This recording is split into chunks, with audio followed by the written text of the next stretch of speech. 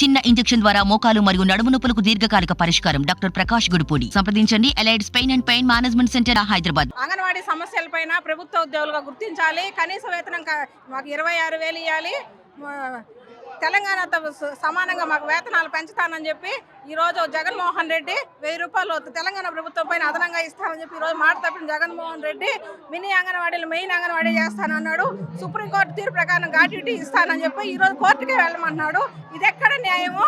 ప్రభుత్వ ఉద్యోగులు అన్ని శాఖల ఉద్యోగాల నుంచి అన్ని శాఖల్ని మమ్మల్ని అంగన్వాడీలు పనిచేయమని చెప్పడము, ఈ రోజు మాత్రం ప్రభుత్వ ఉద్యోగులు మమ్మల్ని గుర్తించమంటే మమ్మల్ని రోడ్ల పాలు చేసి మా కష్టాలని ఈ రోజు తీర్చడం లేదు.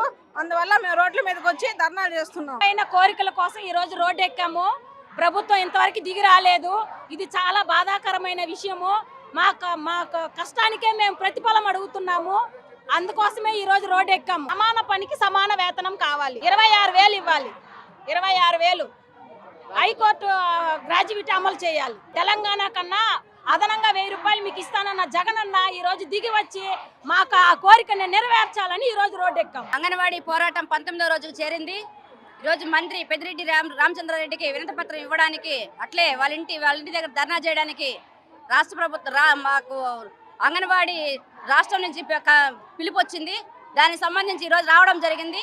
వాళ్ళ ఇంటి దగ్గరికి వెళ్ళేటప్పటికే ఇక్కడ పోలీసులు మోహరించి అడ్డుపట్టడం జరిగింది. కాబట్టి రోడ్లోనే కూర్చొని వాళ్ళ సమస్యల గురించి ధర్నా చేయడం జరుగుతుంది. ఈరోజు కనీస వేతనం, సమాన పనికి సమాన వేతనం 26,000 రూపాయలు ఇవ్వాలని చెప్పి డిమాండ్ చేస్తున్నారు.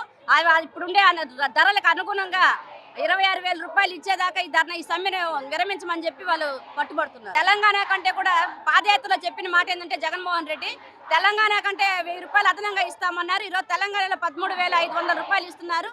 ఆయన చెప్పిన మాట ప్రకారమే ఇక్కడ అప్పటికి కూడా 14,500 రూపాయలు ఇవ్వాలి.